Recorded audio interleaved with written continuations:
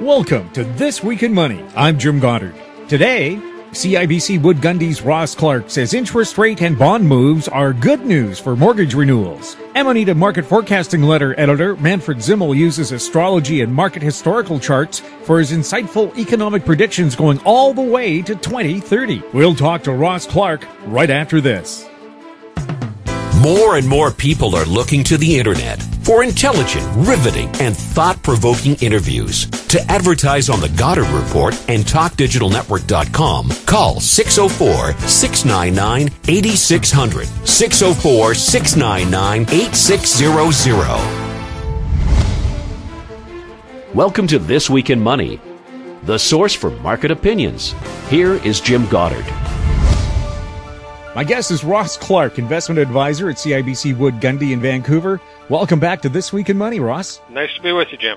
The big moves in the past week, currencies and interest rates. Yes, a few weeks ago we talked about how the currencies had really got up to levels on the U.S. dollar where it was looking a little heady, stabilized, but was losing the ability to rally anymore.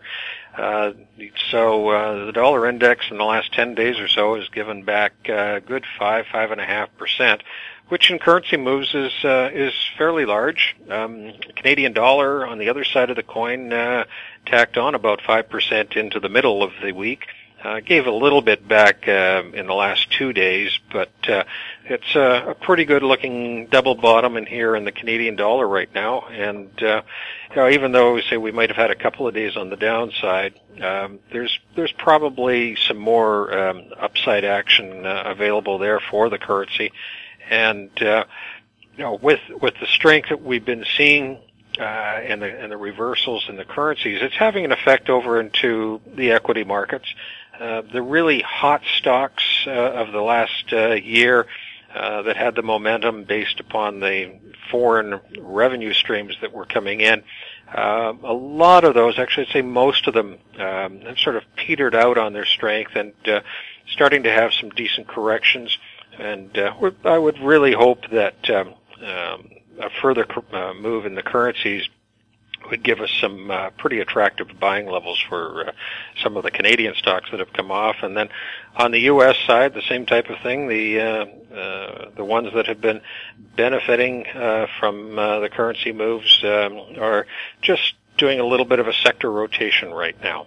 Well, I saw some quarterly profit results, and U.S. companies are complaining that the high U.S. dollar has cost them money. Oh, yeah. And so, the story there is that, the year-over-year numbers are looking poor for them, but that's going to be old news pretty soon here, because it's not what the currency's done in the last year that's going to count as we move forward. It's what's going on at this point, because the U.S. dollar topped out 3 months ago, 2.5 months ago, and so what you have to be looking at now is more of what's going to happen to the currency. So, I think you got a little bit of a pause here in this bull market on the U.S. dollar.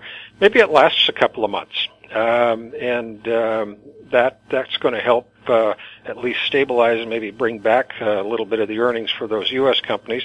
And on the other side of the coin, the Canadian ones are going to see something in the way of diminished returns. So the say year-over-year numbers, I think you can pretty much throw those out. You want to be looking more towards the currency side, and once the currencies have had this corrective move, that I think becomes the next opportunity to jump on board, especially for the Canadian investors. So, Ross, interest rates also a big player in the past week. Yes, we had the top of the bond market late December through January, a hard break, and then a small recovery rally until about 2 weeks ago, and the bond market has started to slide off, and it's now back down, testing the lows that it had earlier in this year. So we've seen the 30-year rates just in the last couple of weeks go from 2.5% up to about 2.8%. The 10-year rate is from 185 up to 210. And the important one for a lot of people who have got mortgages is on the 5-year term. the U.S. rates there on the 5-year have gone from about 127 up to 150. So it looks as though it's a pretty good top in the bond market, and there may be some much further action as far as the interest rates are concerned. So maybe another, I would say, 50 points or so on the 30-year bond, maybe 40 points on the 10-year would appear to be in the cards, and that's definitely going to have an impact to people who have any mortgages that are coming up for renewal. The other side of the coin is that for those who are investing in the bond market, they're starting to look at better rates being available to them.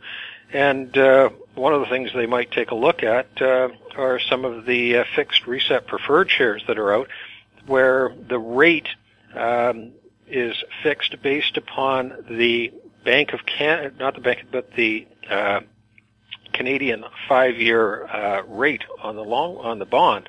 And as rates go up and the preferreds are reset, they are reset based upon a premium to that bond rate, and they get the advantage then of a nice swing in terms of the marketplace. So that's an area that's been hit in the last year because interest rates were going down, and now that they're turning around, it's an area that investors might want to take a look at. We're wondering how people can make any money in Europe where the banks are charging you for investing. In other words, it's negative interest rates, but that phenomena has now come to North America. Yes, it has, and some of the major investment firms in the States have announced that they will be actually charging interest on cash balances, large cash balances over $1 million. That will be coming into place this summer. So there's a push afoot to get money out and circulating, and that's been one of the big things here about QE, that so much money has been put into the system, but that you're not getting that turn on money. And you really want to have the money into the economy and working, and clearly that is what has been lacking for the last 3 or 4 years. Ross, thank you very much for chatting with This Week in Money. Thank you. If you'd like to contact Ross for some investment advice, his email is ross.clark@cibc.ca. Coming up next on This Week in Money, Manfred Zimmel. Always consult your investment professional before making any investment decision. This Week in Money is archived online at talkdigitalnetwork.com. My guest is Manfred Zimmel. He's the editor of the Amanita Market Forecasting Letter. He's been ranked high on the Market Timers Digest many times. Most recently, he was the Gold Market Timer of the Year for 2014. Amanita Market Forecasting is online at amanita.at. Manfred Zimmel is on the line with us from Vienna, Austria, or as you like to say, Wien, Österreich. Am I correct there? That's correct, Jim. Thanks for having me on the show. Manfred, as editor of the Amanita Market Forecasting Letter, could you maybe tell us about the letter, and if someone's interested, how they can subscribe to it? Yeah, that's a market letter that was established in the year 2000, so it's almost 15 years now. It's quite a long time, and it has gone a very long way, actually, from the methods. It just started with financial astrology after my diploma thesis and doctoral thesis on this issue, and finally it got expanded to a very broad, and I think the broadest mixes of methods you will find for a market letter. And so it has a very unique approach now that is not easy to summarize just like in a sentence. It offers a unique perspective, and there are 6 and 12-month subscriptions available. There's not really sense in offering shorter subscriptions now. They were offered like for 10 years or so, because it takes a lot of time to get accustomed to the approach and the methods and the names, the concepts, the way of approaching the markets. So it's a very extraordinary market letter, but certainly not for everybody, because it is based, let's say, on a very unconventional world view that is not shared by everybody. it includes astrology, doesn't it?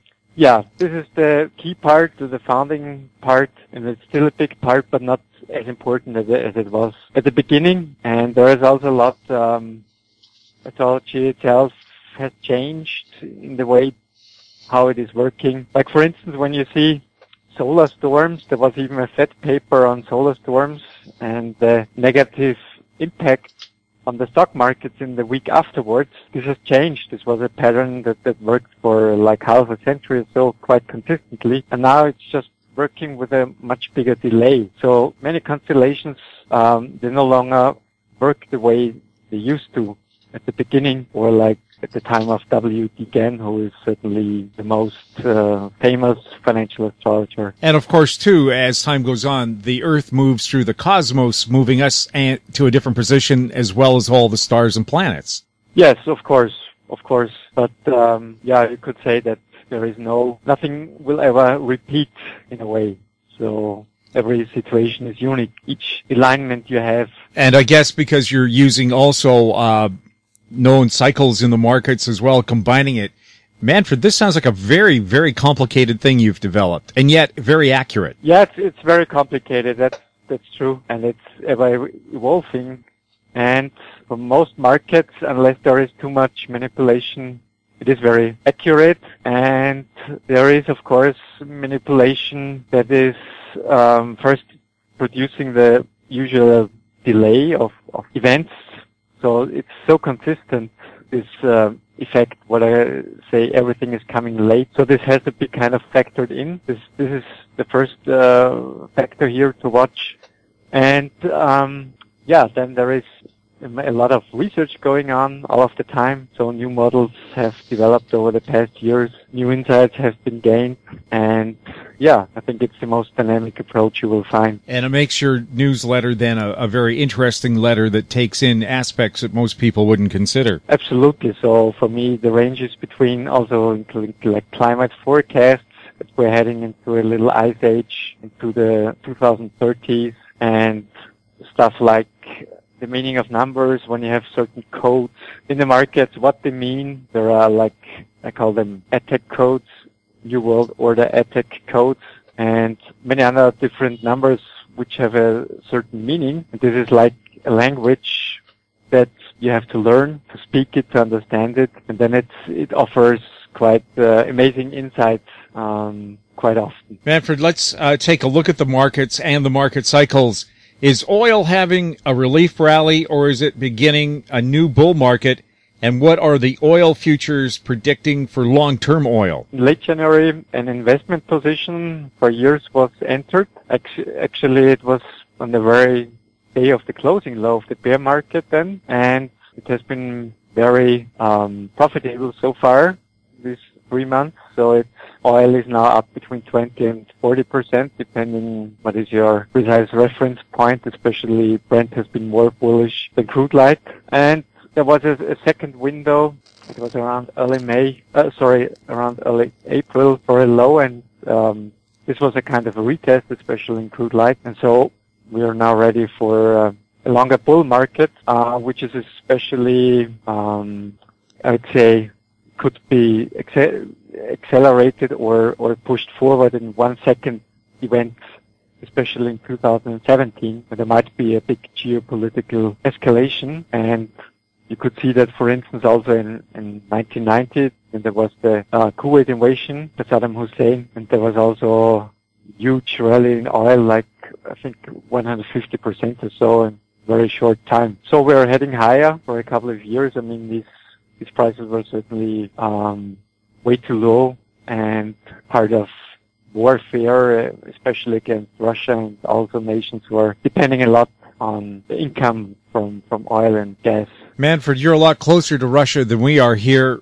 How are the Russians looking at what's happening to oil right now? It was interesting for me that they announced already, it was in the summer of last year, that they expect the oil price to fall into the 50s, which at this time was an amazing call. It was the central bank boss who said that actually in a talk. For me, this was just amazing, because usually, there is the plan going on, the New World Order plan, and very few people understand it. That's the first issue, and the second one is, of the few who understand it, very few are willing to talk about it or take it into consideration. But the head of the Central Bank of Russia, she said then, it would drop into the 50s, and this was still for me quite incredible because it was a huge drop that was only comparable to the drop in 2008, and yet it happened within just a couple of months. So the Russians do understand, at least on the highest level, the game, and which is of course a good attitude for winning the game, so to speak, because too many people, they're just playing a game where they don't understand the rules, or they believe they understand the rules. But I think the Russians on the highest levels, they're fully aware of what is going on and how to protect themselves, and I think they did a fairly good job. I mean, it was with Putin himself avoiding the aggression as far as he could. I mean, the NATO is coming closer and closer to the Russian border, which is a huge aggression. And so far, I mean, he still didn't retaliate fully. It was kind of a self-defense, a very limited self-defense. And so the damage for Russia was quite limited.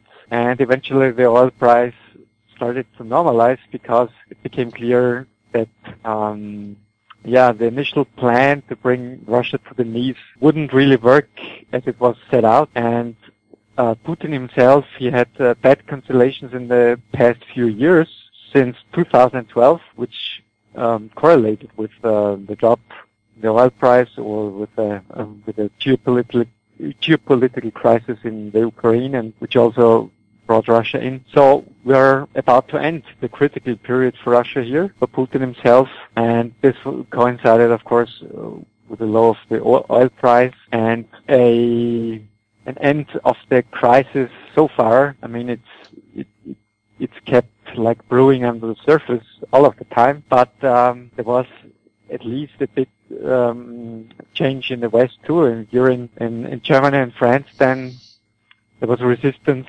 arising against more sanctions against Russia, and this was quite unique, and this is a new development of the past months. And I really do hope, but this is just a personal hope and wish, that there would be a much better communication. And I mean, these sanctions, they're so totally absurd all of the time, and they're just damaging Europe, very little to the U.S. Actually, the U.S.-Russian trade has actually gone up, so it's a nasty situation still, in a way, and we'll see how that unfolds, especially going into 2017, when, the next escalation is looming. We're speaking to Manfred Zimmel from Austria. He's the editor of the Amanita Market Forecasting Letter. Manfred, what is your newsletter calling for gold and silver over both the short and long term? Yeah, that was the end of the bear market was called for fall 2014. This indeed was the end of the bear market, and in the big picture, very little has changed.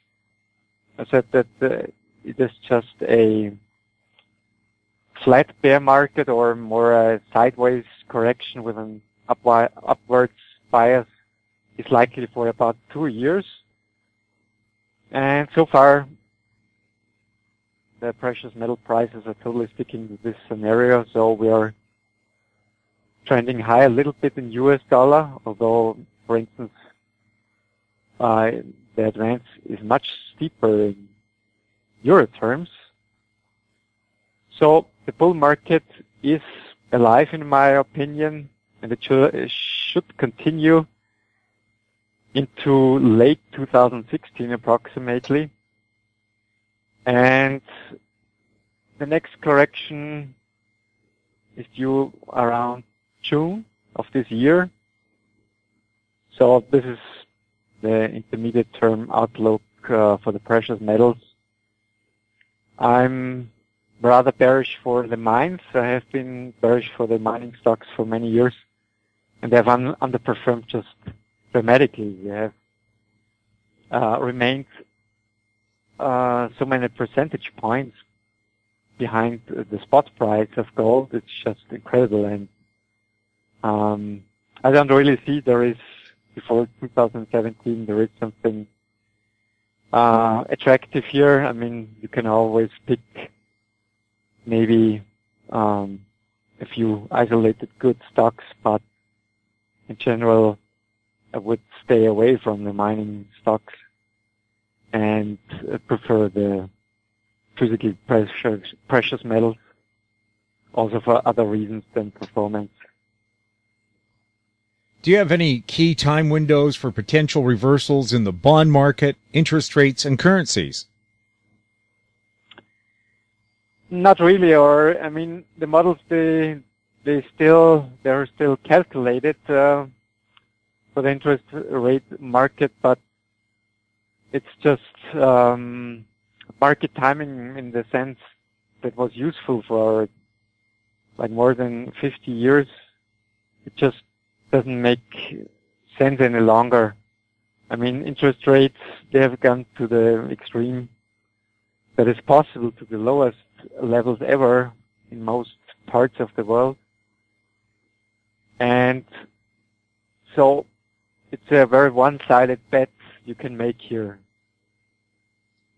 It's eventually interest rates will go up and have to go up, and it will stretch over the next years. There will be 1 second events by the central banks making big decisions. So for me, I'm short here, especially 2-year US notes, which have already dropped to the lowest level in 4 years. It's mainly a hedge against systemic risks, because systemic risks will always be either triggered by higher interest rates, or higher interest rates will be the cause of systemic trouble going on. And for me, this is the best insurance premium, being just long-term short bonds, and the rest of the market timing, in my opinion, doesn't make much sense at all, and the models have more or less ceased to work apart from isolated good spots. I would, as a trader, stay away from interest rates, bonds. For me, it only makes sense to approach this market now from the perspective of an investor. How does it work for the average European with negative interest rates? I don't understand you having to pay the bank to put your money in the bank. Yes, exactly. I mean, for me, this is the sign of the Kali Yuga, the dark age going to end very soon. This is why I call these years till the 2030s the end times. We're completing a cycle of more than 5,000 years. This is how far interest rates are going back. They were invented like 5,000 years ago. And they're actually even older than gold or silver being used as money. And you also don't need money in the traditional sense to pay interest rates, like I give you 10 cattle and you return 11 cattle in a year. So this is the interest rate system, and the negative interest rates that we have now in a big part of the world are more or less the end of the interest rate system as we know it. And this is really, it's not just an historic point in time, it's more than that. I mean, it's going far beyond average living duration. We're completing a cycle of 5,000 years now, and the signs are just getting more and more pronounced every day. And from a practical level, It is the beginning of the biggest wealth destruction in history. So we have a debt load that is the highest we've ever seen. And it is slowly being deflated now because negative interest rates do, of course, destroy capital, destroy money. And it's also a sign on a general level that there is nothing is really attractive anymore. This is for me the hidden message or the more esoteric message of negative interest rates. Nothing is really attractive, nothing pays off. This is for me a historic turning point in the sense that it opens the door to destruction because, the usual expansion path since World War II is definitely coming to an end. And it's coming to an end year after year in a more aggressive way. I mean, it started like a couple of years ago. You could see that an additional debt unit no longer created more GDP when you take into the consideration that the GDP numbers are manipulated a lot, or in reality that they are much lower. So this was the first turning point. More debt, but it is not creating a higher GDP. This was the first warning sign years ago, and now we're going to the negative interest rate. And there is much more, of course, to come for many years. It will be a long, painful process. And the negative interest rates are, for me, it's just the tip of the iceberg of what is going on, of the whole civilization, of everything, of global health, how I would call it. I mean, I expect a big population reduction in the 2020s. And that's all aligning, and this is just, in a very, very deep way, cross-confirming each other. Is the U.S. dollar in trouble, and how does the Canadian dollar look? Again, short-term and then longer-term. Yeah, the U.S. dollar, I don't think it is in real trouble till 2017. It should have topped out now, but the situation shouldn't escalate in the next one and a half years. So there should be a dollar decline for about 4 to 6 months, and then another advance of the dollar for a couple of months. I don't expect the volatility will pick up very soon or very dramatically before 2017. And this will be the turning year for the dollar. You can see the meaning of the number 13 and 17 on the $1 bill, because you only have these two numbers present on the $1 bill. And from an esoteric point of view, it's especially the 17 that brings in the key energy for the dollar. And another reason is the year 5777 in the Jewish calendar, which is 2017, already starting 2016. And the 777 is a very big code. You could see the IMF boss Lagarde talking about the magic 7. It was, I think, the most astonishing talk of a top leader I've ever heard. She was giving away some secrets that have been kept away from the public for such a long time. And she was giving basically a talk about numerology, and this was truly amazing, although the interpretations that were made were mostly not correct. And also the plan that was behind that the year 2014 would be the big year, it was not fully fulfilled. It was, of course, partly fulfilled, because just 7 days after her talk, it was January 2014, the situation in the Ukraine escalated, which was, of course, no coincidence. And yeah, this is the dollar, and you can see that even the IMF is now joining the new Chinese alternative to the World Bank, which is also a big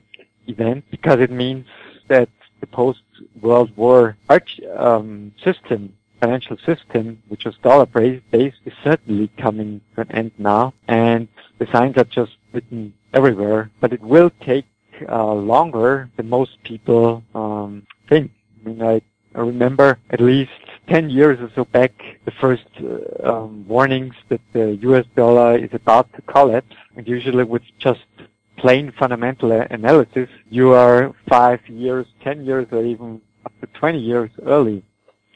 So almost all of the time, fundamental events are triggered much later and coming from a bigger extreme than what was expected before. So it's usually that very few people can imagine how far trends would go, to which extremes, before it is really ready to turn. And this is the case too with the US dollar, which has been in a very weak position fundamentally for so long. And this setup should be triggered from 2017 on, and then especially in the early 2020. What do you see for the Canadian dollar or other currencies? Yeah, the model is bullish for the Canadian dollar into early 2016, approximately. I don't have more short-term models here, just one model for the Canadian dollar. And the other currencies are, well, you could say very mixed. I'm about to exit position in the British pound.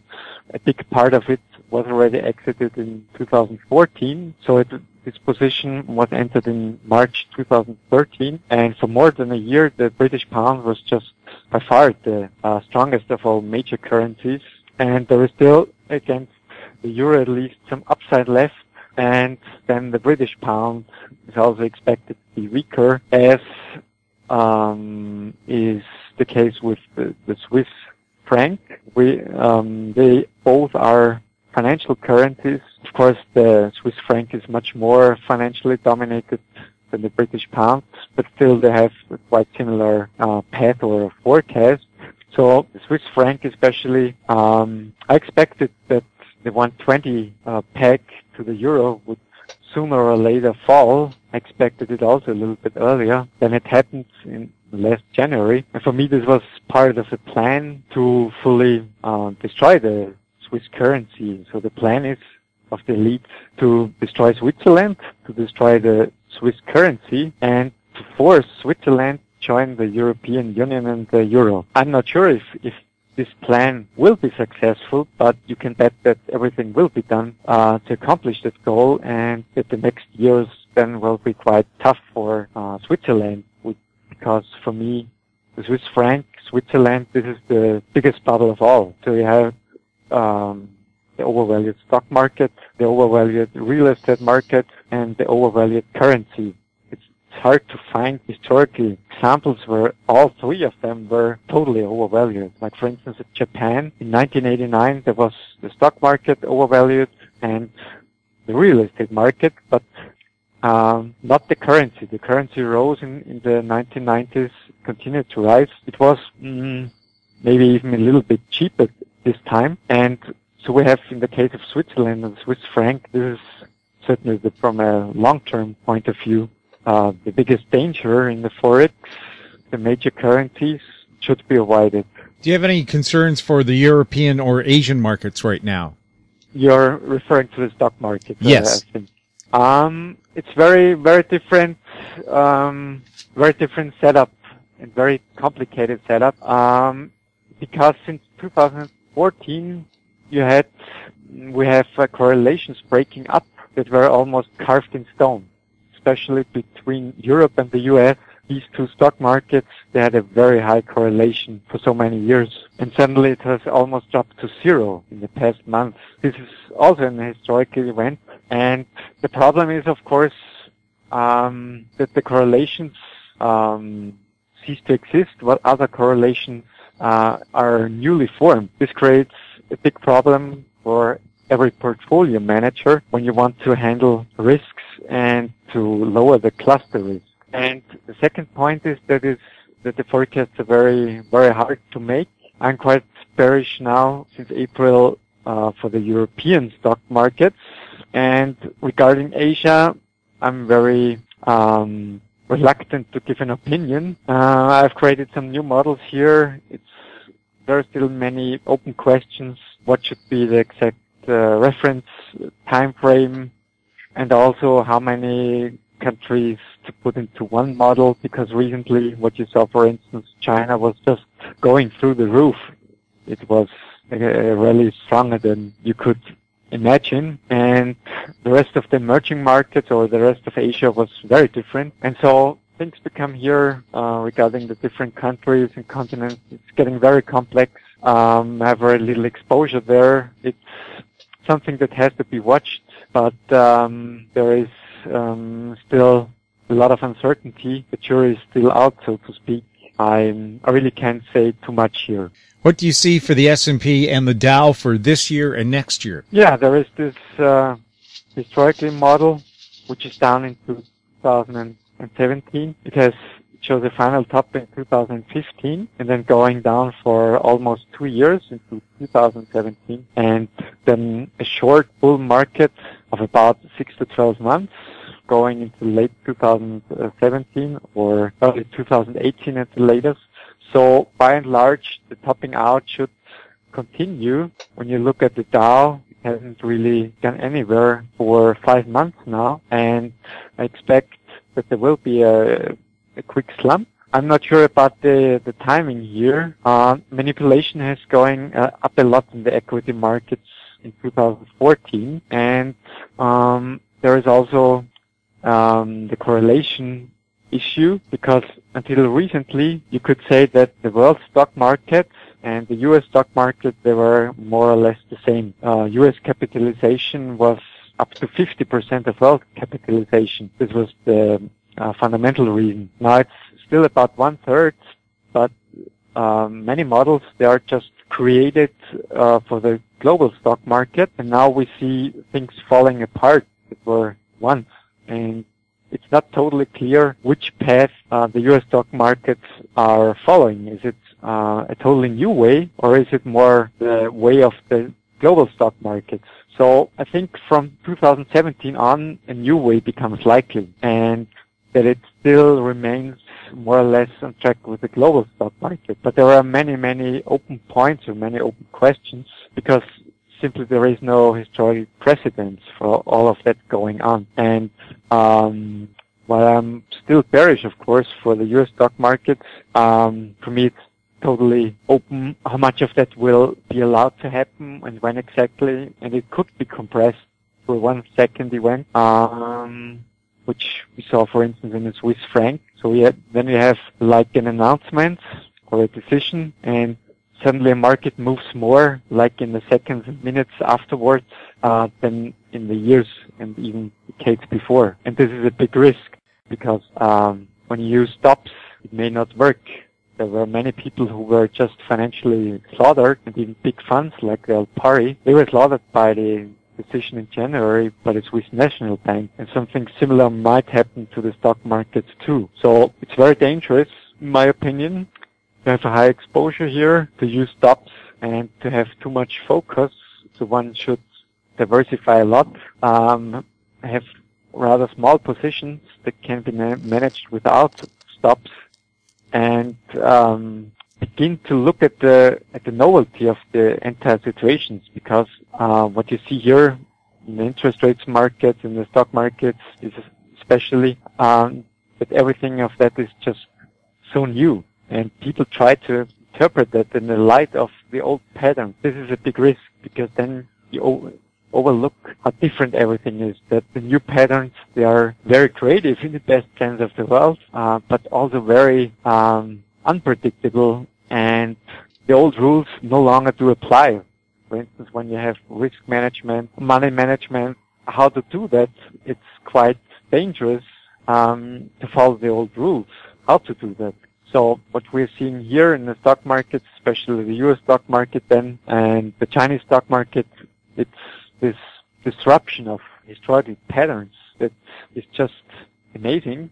And the only thing is we can do is to watch how it is unfolding. Manfred, what is Schmidt September 13th, 2015, and is it likely to be positive or negative for the markets? Yeah, it's you're referring to the September 13 date this year. Yes. This is the Schmidt pattern of the final day in the Saturn year. So the Sabbath year is the Saturn year in the Jewish calendar. And the past two instances, 7 and 14 years ago, it was an extremely bearish date.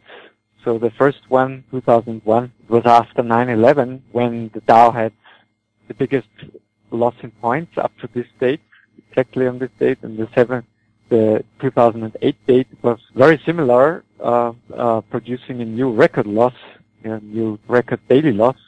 And yeah, one might see if this pattern continues, but of course the big problem is when too many people pay attention to something, and it has been discussed recently quite a lot, then the risk is it might no longer work, but it's still an interesting date to watch. I have a special crash model, which has about 2 or 3 dates per year, which are very dangerous for big events. So event risk is dramatically higher than the average. And late August to mid-September of this year is certainly shown as the biggest timeline until 2017. So there are just smaller timelines in the crash model in 2016. So I would start to watch August 24th as the beginning of this time frame, and it is open for about 3 weeks. And it will be interesting to see if something big happens, and if something big happens indeed, then it is expected to have very long-term implications for many years. Manfred, fascinating stuff. Again, maybe remind people how they can subscribe to your newsletter. Yeah, if you want to order a subscription, go to amanita.at and you can order 6 months or 12 months. And there is also the free newsletter you can subscribe to. It's sent out once every 2, 3, 4, 5 months on average. And yeah, when you have a look at the website, you certainly see some amazing articles, and you can check if this is what you like, and you will definitely find some very interesting observations there and a very different angle than on any other website that is discussing market events. And for people wondering how to spell Amanita, it's Amanita. My guest has been Manfred Zimmel, editor of Amanita Market Forecasting Letter. That wraps up our show for this week.